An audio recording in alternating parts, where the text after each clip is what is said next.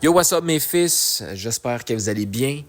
Bienvenue sur le premier épisode de 3 pages plus tard. 3 pages plus tard, c'est quoi? C'est un podcast audio. Audio parce que c'est plus simple, moins de cassage de tête. Un podcast que je voulais juste faire en bonus, une fois de temps en temps. Je sais pas, ça va être quoi les horaires pour ça, mais c'est quoi le concept? C'est simple. Je vais aléatoirement sur un Wikipédia, parce que tu peux voir un article aléatoire. Puis, on parle de ces sujets-là. Fait qu'en gros, c'est le hasard qui va décider de nos thèmes. Fait que moi, je vais essayer de naviguer sur le sujet. On va essayer d'en apprendre plus. C'est majoritairement des affaires que je vais pas connaître. Puis d'ailleurs, c'était plus ça le concept là, au départ. Là, c'était plus d'essayer de découvrir des sujets avec vous autres que je connais pas. Puis ça peut aller dans n'importe quel sens. Premier, on commence direct. C'est le Dunlop Sports. C'est un club français de football. C'est ce que je vois là. Moi, je connais pas Dunlop Sports. Mais ce que je vois, c'est que c'était un club omnisport parisien qui comprenait notamment une section de football féminin fondée le 25 février 1921. Ce club corporatif fut mis en place par des employés du manufacturier de pneumatiques. Malgré son caractère corpo, l'équipe de football féminin participe au championnat de France de la FSFSP de 1920 à 1932. C'est quoi la FSFSF? Tabarnak, hein? C'est le championnat de France féminin de football. En gros. Après l'arrêt du championnat de France de la FSFSF, sacrément, c'est le pire nom, sérieux, c'est le pire acronyme. La Ligue de Paris reprend l'organisation d'une compétition de football féminin. Les sportives sont sacrées championnes de Paris en 1935, ce championnat de Paris étant la seule compétition de football féminin organisée en France entre 1933 et 1937. Le champion de Paris fait office de champion de France. Fait qu'en gros, là, c'est un club de soccer. C'est une équipe de soccer. Mais pourquoi Dunlop Sports? En tout cas, rassurez-vous, on va pas juste lire là, la page Wikipédia. Là, c'est ce qu'on va faire au début toujours pour pour nous donner un peu une introduction sur notre sujet. Fait que là, je vais aller justement googler ça, Dunlop Sports. Dunlop Sports. Moi, ce que je vois là, je vais être bien honnête, là, ce que je vois, c'est des raquettes de tennis.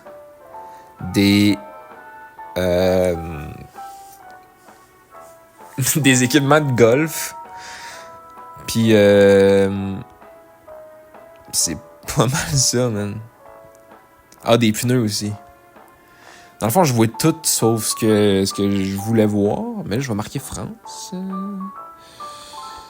Parce que j'avoue que c'est quand même en 1900 quelque. Je marque France, c'est encore des estis de... C'est Dunlop Sports France. C'est des raquettes, man, de tennis.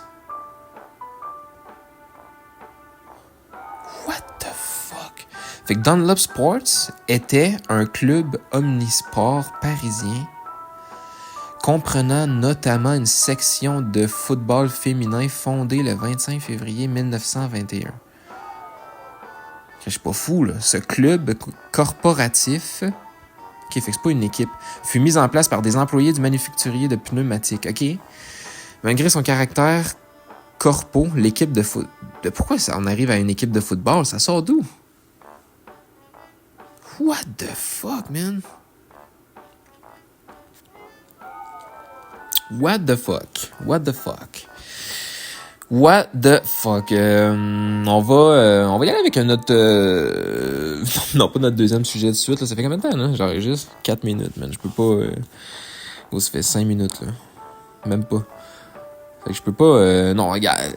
Moi, je veux... L'équipe féminine, là, faut que j'en sache plus, là. Dunlop Sports, c'est quoi le rapport? France, Ça, ben, je vais marquer football.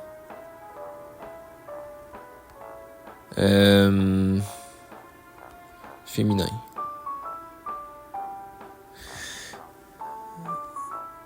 Puis là, tu sais, quand tu fais une recherche Google, à cette heure, il y a comme un IA là, qui te donne des infos. Là. Quand j'ai googlé Dunlop Sports France Football féminin, il me dit Dunlop fournit de l'équipement d'entraînement de football, mais il n'y a pas d'informations spécifiques sur une implication directe ou un partenariat avec le football féminin en France dans les résultats de recherche sur Dunlop Sports France Football féminin. L'entreprise vend des buts de football et des accessoires d'entraînement de football qui peuvent être utilisés par tous les âges et toutes les équipes, y compris les équipes féminines. Fait que tu vois, ça n'a aucun rapport, là. Mais pourquoi le Dunlop Sports de Wikipédia est comme à moitié sur la compagnie, puis l'autre moitié sur une équipe de football de 1930 de Paris, genre. Ça... C'est un esti de flop, hein? C'est un esti de flop adapte le concept, mais on va y aller avec... On va se donner une deuxième chance avec une deuxième page aléatoire. S'il te plaît, c'est quelque chose de crédible ce coup-là. Je relance le generator. Et c'est parti, mon kiki. Ouvrez le lien. Je suis tombé sur Ariwara no Muneyana. C'est un poète, oh wow, c'est un poète et courtisan japonais de la première moitié de l'époque de Heian. L'époque de Heian, c'est quoi, là? L'époque de Heian, c'est l'une des 14 subdivisions traditionnelles de l'histoire du Japon. Cette période-là est précédée par l'époque de Nara, qui commence en 794 et s'achève en 1185. OK. Fait qu'en gros, c'est un poète et courtisan japonais de la première moitié de cette époque-là. Donc, probablement dans les 700-800 quelques. Ça dit qu'il est probablement mort en 880... Il est mort en 898, puis il est né en 850. Donc, il est mort à 38 ans seulement. Son père était Ariwara no Narihira, si vous savez pas. Grand-fils de l'empereur Eisei, qui était aussi poète, tout comme ses fils Ariwara no Motokata et Fujiwara no Shigemoto no Aha. Il y a vraiment un Aha à la fin de son nom. Ça, c'est G, man. Ça, c'est G rare. Il est considéré comme l'un des 36 poètes immortels du Moyen-Âge. Chuko, ça, en tout cas. Ça. Fait que, ouais. Il y a d'autres infos sur lui. Écoute, il y a eu quand même... Quoi, il y a eu 1, 2... Il y a eu comme eu 3 enfants, mais c'est parce qu'il y a 2 ou 3, mais... Hein? Ah non, il y a eu 2 enfants, je pense. Je dis je pense parce qu'il y a comme un nom Utsubun qui est tout seul à la fin. Mais quand je regarde le nom de sa mère, qui est Kino Aritsuno, en bas de son nom, il y a aussi un seul nom qui est Muzum. Anyway, regarde. On s'éternisera pas là-dessus, mais en 885, il est promu au grade de Jugoi, tandis qu'il est aussi membre du Gagakuryo et fonctionnaire de la province d'Aki. Puis en 898, il est nommé gouverneur de la province de Chikuzen et va mourir peu après. Ça veut dire qu'on n'aura même pas la cause de sa mort. Calice. C'est ça que je voulais savoir, moi. J'ai lu jusqu'à la fin pour ça. Il participe à un Utawaz, qui est un concours de waka, en 892. Le waka, c'est quoi? C'est un genre de poésie japonaise, à forme fixe. Fait que, il a participé à un concours de waka en 892. Quelques-uns de ses poèmes sont inclus dans plusieurs anthologies. Entre autres, 4 dans la Kokin Wakashu et 2 dans la Gozen Wakashu. et 1 dans la Shokugoshui Wakashu. Tabarnak. Hey, hein, les sujets, on va les avoir épuisés vite. Non, mais moi, ce que j'aurais voulu faire, c'est lire peut-être un de ses poèmes. Parce que Chris, on peut pas lire un de ses poèmes. Je peux pas y voir la face. Bon, j'ai un de ses poèmes, mais il est en japonais. Je vais googler son nom, évidemment, parce que là, on a fait le tour de son Wikipédia. Peut-être qu'on va trouver des affaires qui sont le fun. Peut-être pas non plus. En tout cas, je vais le faire pour vous autres.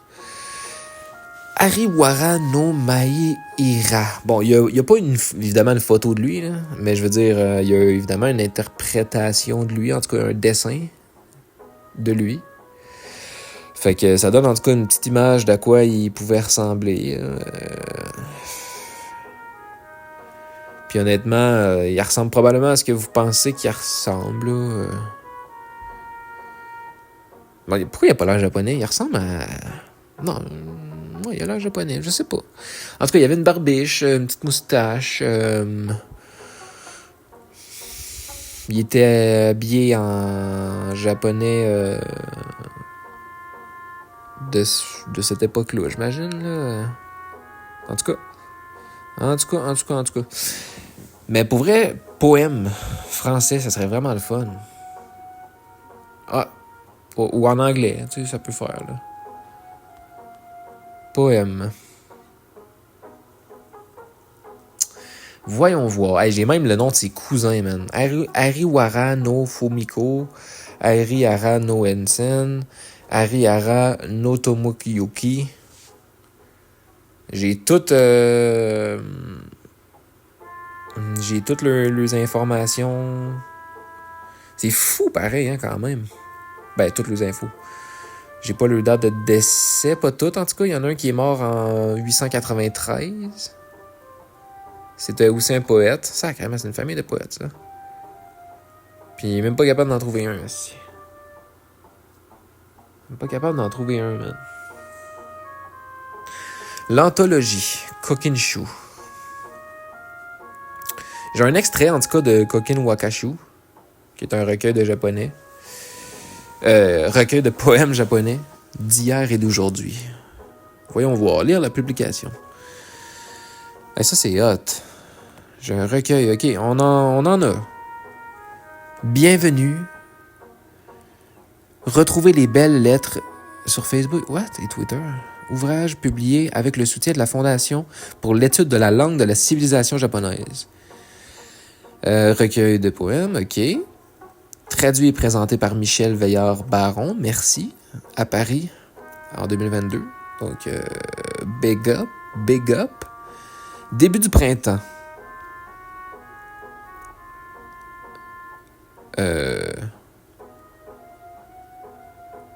OK, j'en ai un. Sujet inconnu. Ah bon, ça s'appelle pas mal tout de même. En tout cas. Arugazumi. Non, mais Chris, pourquoi c'est pas traduit? OK, la brume printanière. Mais où donc s'élève-t-elle? Sur les monts Yoshino? Du beau canton de Yoshino, c'est de la neige qui tombe. Anonyme. Pourquoi il est marqué anonyme? Fait que ça veut dire que c'est pas lui, là.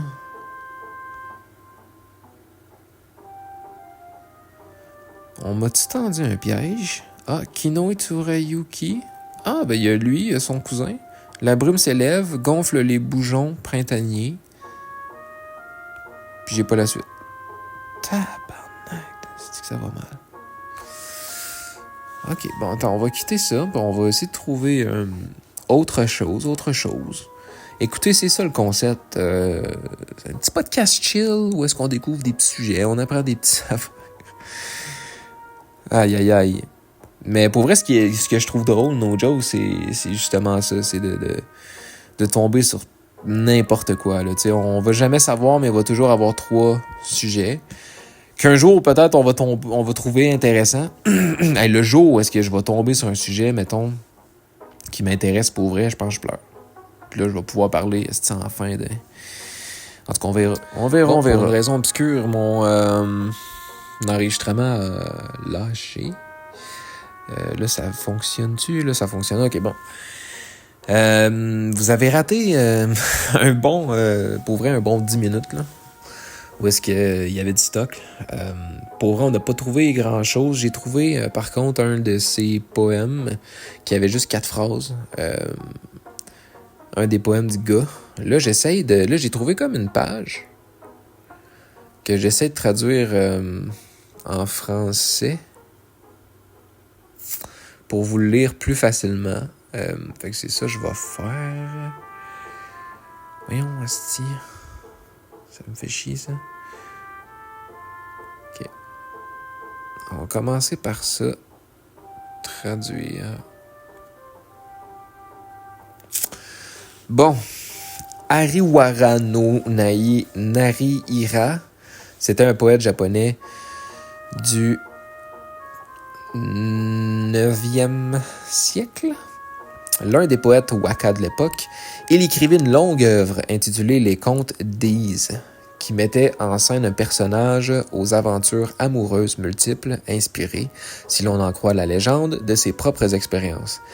Aristocrate de naissance, il fut certainement impliqué dans de nombreux scandales impliquant des dames de la cour royale japonaise et il est probable que ces aventures l'empêchèrent tout au long de sa vie d'accéder à un statut politique élevé.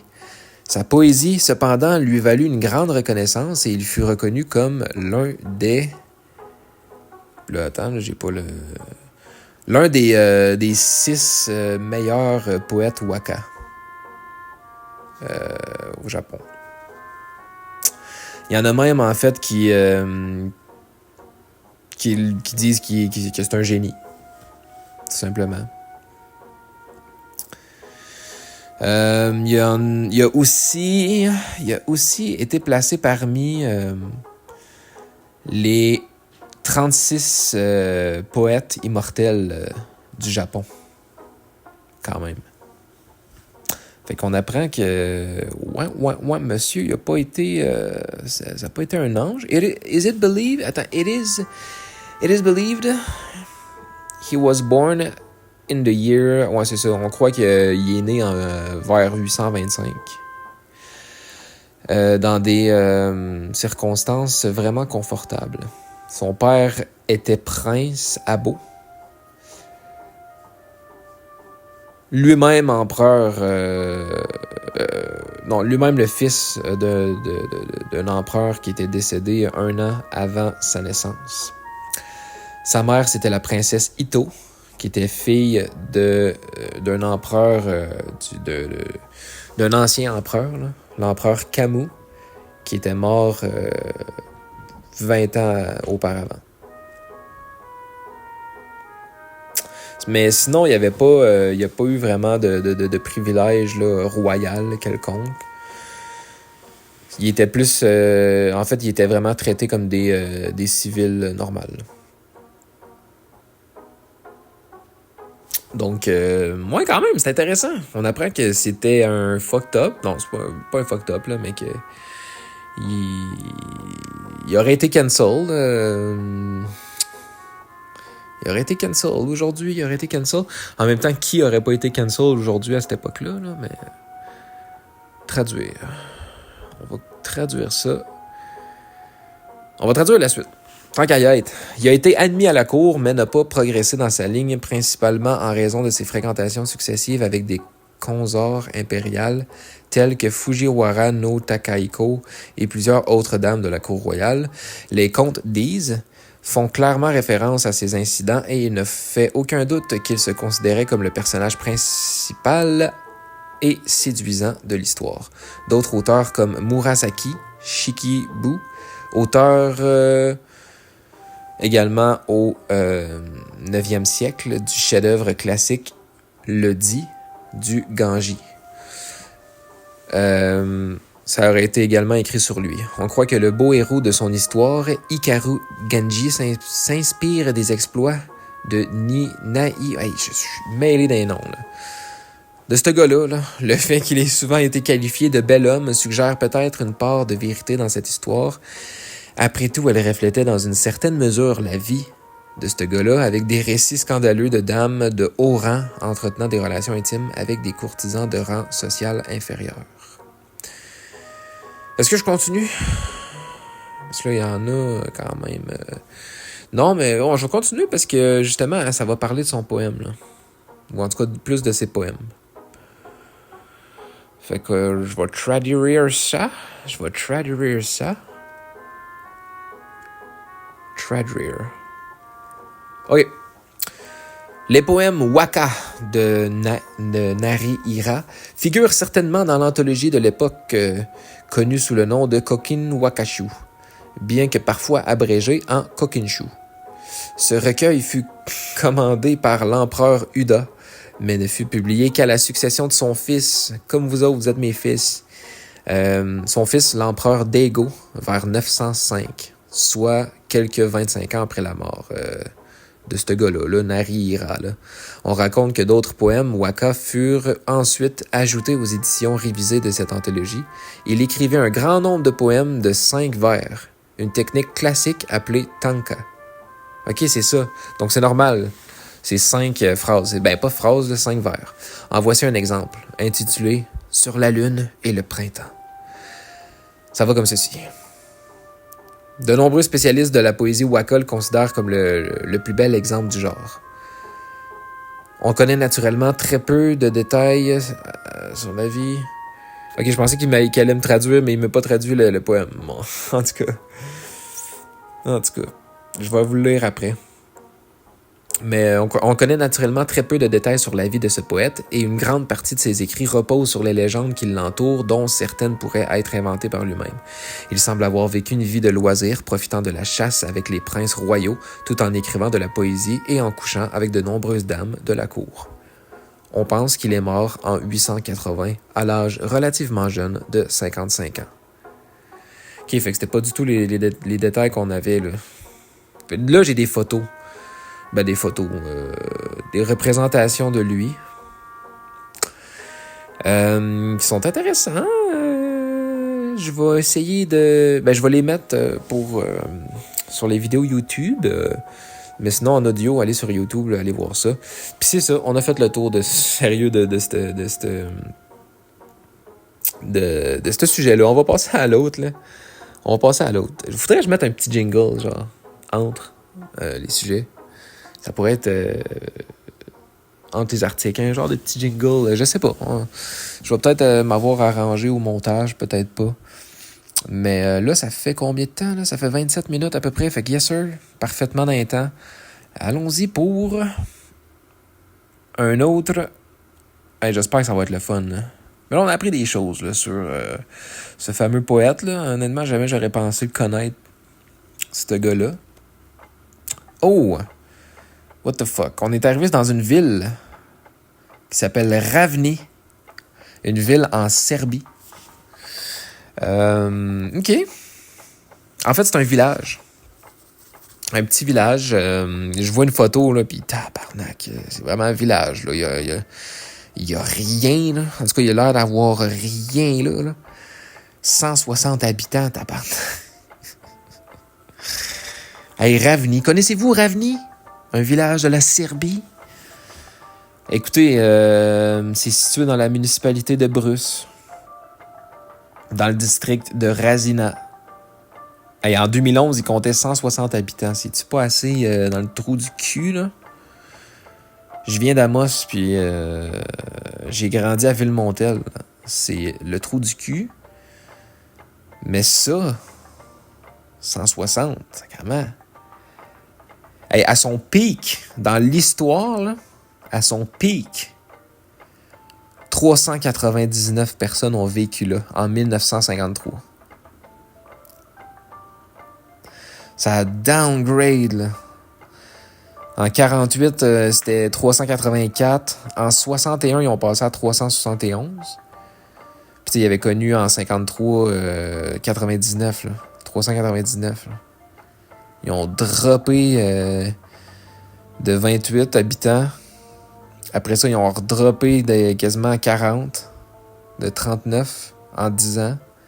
10 ans plus tard, ils ont redroppé de quasiment 50. 10 ans après, ils ont redroppé de même pas de 10, là, de 7. Après ça, ils ont pris une nasty de débarque. Ils en ont perdu quasiment 100. Puis après ça, ils en ont perdu 30. Puis là, ben en 2021, on n'a pas on n'a pas les chiffres, mais ça serait pas pourquoi, hein? On n'a pas il y en a à chaque 10 ans, mais là, il n'y a plus. Il n'y a plus d'update. Tu peux me dire pourquoi, Carlis? Vu d'ensemble, comme non, ça je m'en fous parce qu'on vient de le lire. En 2014, Institut de statistique de la République Serbie. Il y a eu une petite update en tout cas en 2014-15. Sinon, honnêtement, il n'y a rien. Mais ça ne nous empêche pas, par contre, de se renseigner sur la municipalité. Municipalité de Bruce. C'est quoi la municipalité de Bruce, pour vrai? 4572 habitants. C'est déjà un petit peu plus gros. La ville là, comptait 4572. Mais la municipalité, elle, 16 293. Un petit peu plus beau, les photos, honnêtement. Je vois le parc de Bruce. C'est un beau parc. J'irais fumer un petit plomb, là. Je vais fumer un petit plomb, là, à cette place-là. 4572 habitants. Bon. Quand même, qu'il y en ait un là-dedans qui me chiale, là. Attends. 27 habitants par kilomètre carré. Géographie, c'est où ça? La ville de Bruce est située à environ 250 km. OK, fait que c'est ça. Fait que Bruce, c'est mon Amos à moi. Moi qui ai grandi à Villemontel, village. Mais la ville, c'était Amos. Bon, ben ça, c'est exactement la même chose. Bruce, c'est le Amos. Puis Ravny, c'est le village. C'est le Villemontel. C'est mon Villemontel à moi, ça. OK, ben... pour vrai, je suis content d'avoir connu cette petite ville-là en Serbie, 160 habitants. J'ai l'impression d'avoir voyagé en Serbie, puis d'avoir tombé sur cette petite ville-là, puis genre... pas petite ville, petit village-là, puis... mais la Serbie, ça a combien d'habitants, ça, tout court? Ça, c'est-tu bien... c'est-tu bien peuplé, ça? Ça fourre-tu en Serbie, ça? 6 millions, 6 millions 693 375 habitants en 2023. 86 habitants par kilomètre carré. Ah ben. C'est à peu près comme le Québec, ça, 6 millions. C'est ça? Québec province. Habitants. On est combien au Québec? On n'est pas genre 5 millions, hein? 9,11. Le 1er janvier 2025. OK, on est plus qu'en Serbie. De 3, on dépasse de 3 millions quasiment. Jesus fuck, OK. Fait que c'est petit, là. C'est petit, la Serbie. Aïe, aïe, hein. Le podcast, il est temps que ça finisse. Il est temps que ça finisse. Je pense qu'on... Non, mais je vais googler. Pour vrai, je vais googler Ravny, ouais. Bon, on va finir là-dessus. Ravny Technology. Non, c'est une affaire en France. Hein. Là, moi, je te parle... au pire, Bruce. Bruce City. Qu'est-ce qui se passe à Bruce? Une ville et une municipalité en Serbie. Une ville où de... Il semble que vous parliez de Bruce, une ville et une municipalité en Serbie. Ou de Elbrus, une ville de Russie. Non, Bruce. Brus est une ville située dans le district de Rasina, dans le sud de la Serbie. Elle est située près de la station de ski de Kopaonik. Hey, ça n'aura pas été facile pour les noms dans cet épisode-là. Sa population est d'environ 4183 habitants dans la ville et 13 594 dans la municipalité, selon le recensement de 2022. Fait qu'ils n'ont vraiment pas grand-chose à dire là-dessus. C'est peut-être une bonne chose. S'il n'y a pas rien qui pop, c'est parce qu'il ne se passe pas grand-chose de fucked up là-bas, là, j'imagine. Fait qu'on va les laisser chillos. Mais je veux savoir, un habitant de Bruce, on appelle ça comment? Comment on appelle un habitant de Bruce en Serbie? Un brusien. OK. Un brusien.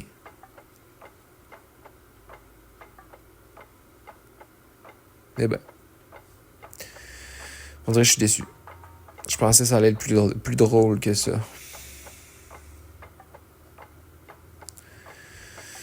Puis l'autre, c'était quoi déjà? L'autre, Ravni. On va essayer la même chose avec Ravni, ouais. Ravni. Ravnia. Un Ravnia. OK. Bon, ben, écoute. Je sais pas ça va donner quoi, là. Je sais pas ça va donner quoi, le podcast. Comme j'ai dit, ce que je trouvais drôle dans l'idée, c'est que ça peut donner autant un épisode de merde qu'un bon épisode, tu sais. J'aime l'idée de pas vraiment savoir où est-ce que ça va aller dans l'épisode, puis que j'espère un peu que ça va être qu'on va pogner des sujets intéressants, tu sais, parce que je veux quand même creuser dans le sujet, puis que, tu sais, que vraiment ça soit un vrai thème, que c'est un vrai sujet de conversation, là. Mais là, essaye de naviguer sur un village à 160 habitants à l'autre bout du monde, puis un nom d'un poète qui était, on va se le dire, là, il était taquin, là. C'était un petit taquin, là, avec les dames royales, là. C'est ça, les dames royales? En tout cas, c'est un jongleur de minoune, là, qui est mort en 895, là. Tu sais, que ses poèmes, il est connu pour ses poèmes de 5 vers, là. Chaque poème, là. Il m'a écrit, moi aussi, là, des poèmes de 5 vers, là.